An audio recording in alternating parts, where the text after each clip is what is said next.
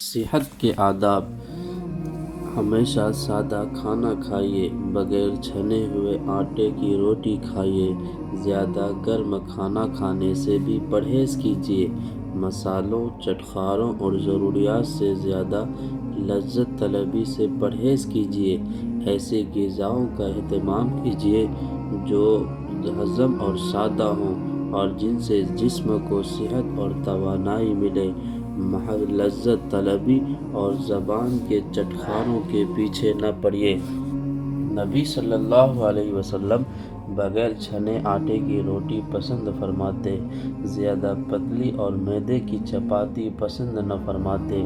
بہت زیادہ گرم کھانا کھانا، جس میں سے بھاپ نکلتی ہو، نہ کھاتے، بلکہ ٹھنڈا ہونے کا انتظار فرماتے۔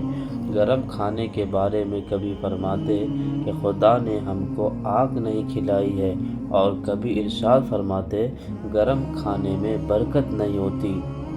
آپ صلی اللہ علیہ وسلم گوشت پسند فرماتے، خاص طور پر دست، گردن اور پیٹھ کا گوشت رغبت سے کھاتے۔ در حقیقت جسم کو قوت بخشنے اور مجاہدانہ مزاج بنانے کے لیے گوشت ایک اہم اور لازمی غذا ہے، اور مومن کا سینہ ہمہ وقت مجاہدانہ جذبات سے آباد رہنا چاہیے۔ نبی صلی اللہ علیہ وسلم کا ارشاد ہے، جو شخص خدا کی راہ میں جہاد کیے بغیر مر گیا اور اس کے دل میں اس کی آرزو بھی نہیں تھی، وہ نفاق کی ایک کیفیت میں مرا۔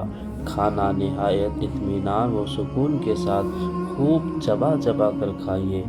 غم، غصہ، رنج اور گھبراہٹ میں جو کھانا نگلا جاتا ہے وہ معدے پر برا اثر ڈالتا ہے اور اس سے جسم کو خاطر خواہ قوت نہیں مل پاتی۔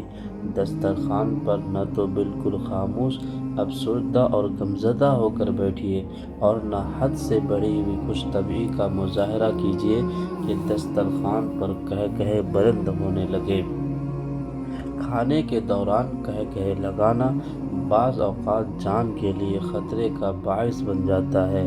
دسترخوان پر اعتدال کے ساتھ ہنستے بولتے رہیے، خوشی اور نشاط کے ساتھ کھانا کھائیے، اور خدا کی دی ہوئی نعمتوں پر اس کا شکر ادا کیجیے، اور جب بیمار ہوں تو پرہیز بھی پورے اہتمام کے ساتھ کیجیے۔ ام منذر رضی اللہ عنہ کہتے ہیں کہ نبی صلی اللہ علیہ وسلم میرے یہاں تشریف لائے، ہمارے یہاں کھجور کے خوشے لٹک رہے تھے، حضور ان میں سے تناول فرمانے لگے۔ حضرت علی رضی اللہ عنہ بھی آپ صلی اللہ علیہ وسلم کے ہمراہ تھے، وہ بھی نوش فرمانے لگے تو نبی صلی اللہ علیہ وسلم نے ان کو روک دیا کہ تم ابھی بیماری سے اٹھے ہو، تم مت کھاؤ۔ چنانچہ حضرت علی رک گئے اور نبی صلی اللہ علیہ وسلم کھاتے رہے۔ ام منذر کہتی ہیں کہ پھر میں نے تھوڑے سے جو اور چقندر لے کر پکائے۔ نبی صلی اللہ علیہ وسلم نے حضرت علی سے فرمایا، علی یہ کھاؤ، یہ تمہارے لیے مناسب کھانا ہے۔ نبی صلی اللہ علیہ وسلم کے دسترخوان پر جب کوئی مہمان ہوتا، آپ صلی اللہ علیہ وسلم بار بار اس سے فرماتے جاتے، کھائیے اور کھائیے۔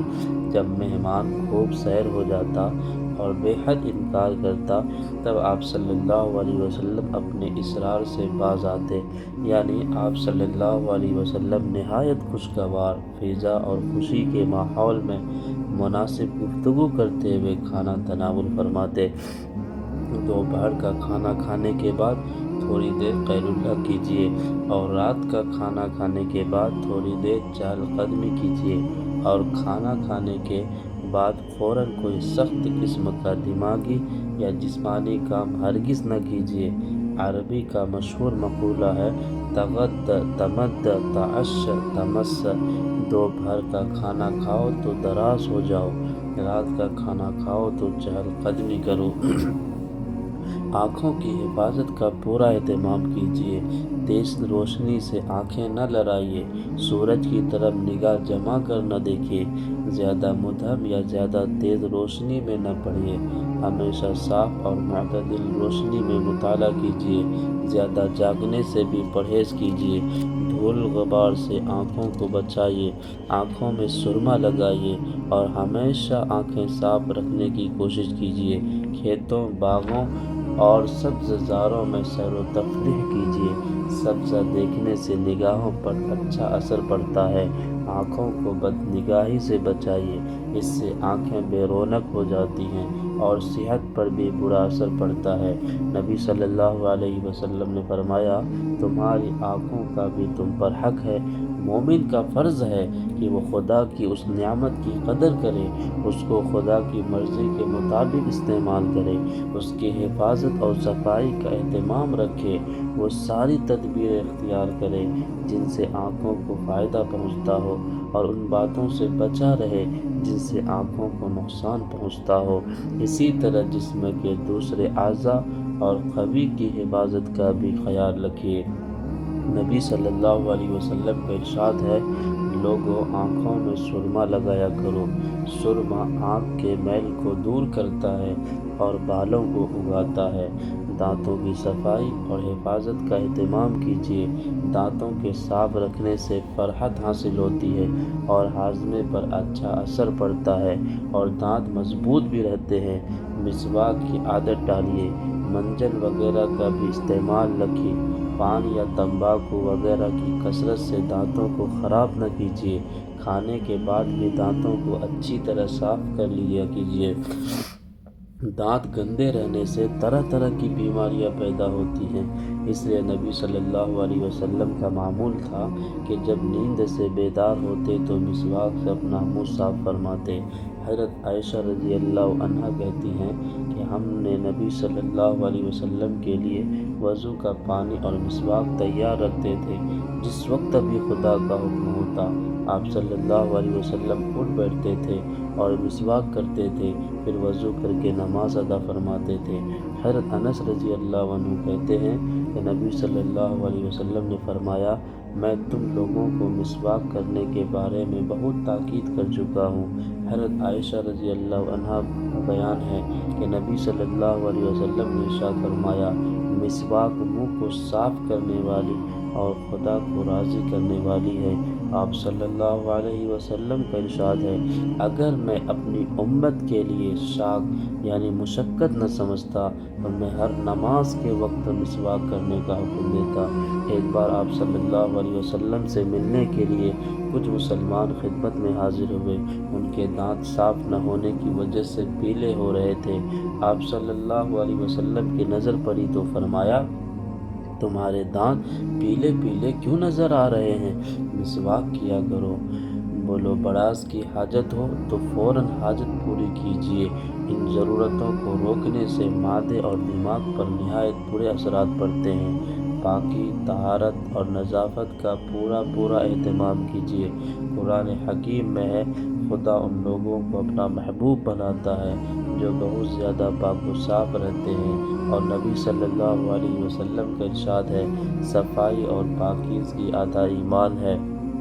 صفائی اور پاکیزگی کی اسی اہمیت کے پیش نظر نبی صلی اللہ علیہ وسلم نے طہارت کے تفصیلی احکام دیے ہیں اور ہر معاملے میں طہارت و نظافت کی تاکید کی ہے۔ کھانے پینے کی چیزوں کو ڈھانپ کر رکھیے، انہیں گندا ہونے سے بچائیے اور مکھیوں سے حفاظت کیجیے۔ برتنوں کو صاف ستھرا رکھیے۔ لباس اور لیٹنے بیٹھنے کے بستروں کو پاک صاف رکھیے۔ اٹھنے بیٹھنے کی جگہوں کو صاف ستھرا رکھیے۔ جسم کی صفائی کے لیے وضو اور غسل کا اہتمام کیجیے۔ جسم اور لباس اور ضرورت کی ساری چیزوں کی صفائی اور پاکیزگی سے روح کو بھی سرور و نشاط حاصل ہوتا ہے اور جسم کو بھی فرحت اور تازگی ملتی ہے، اور بحیثیت مجموعی انسانی صحت پر اس کا نہایت ہی خوشگوار اثر پڑتا ہے۔ حضرت عدی بن حاتم فرماتے ہیں، جب سے میں اسلام لایا ہوں ہر نماز کے لیے باوضو رہتا ہوں۔ ایک مرتبہ نبی صلی اللہ علیہ وسلم نے حضرت بلال رضی اللہ عنہ سے پوچھا، کل تم مجھ سے پہلے جنت میں کیسے داخل ہو گئے؟ بولے، یا رسول اللہ، میں جب بھی اذان کہتا ہوں تو 2 رکعت نماز ضرور پڑھ لیتا ہوں، اور جس وقت بھی وضو ٹوٹتا ہے فوراً نیا وضو کر کے ہمیشہ باوضو رہنے کی کوشش کرتا ہوں۔ حضرت ابو ہریرہ کہتے ہیں کہ نبی صلی اللہ علیہ وسلم نے فرمایا ہر مسلمان پر خدا کا یہ حق ہے کہ ہر ہفتے میں ایک دن غسل کیا کرے اور اپنے سر اور بدن کو دھویا کرے۔ امید ہے کہ ہماری یہ ویڈیو آپ کو بہت اچھی لگی ہوگی۔ اگر اچھی لگی ہے تو میرے اس چینل کو سبسکرائب کیجیے اور ایسے ہی ویڈیوز پانے کے لیے ہمارے اس ویڈیو کو لائک کیجیے۔ آپ کا بہت شکریہ ہوگا۔ ملتے ہیں اگلی ویڈیو میں، تب تک کے لیے اللہ حافظ۔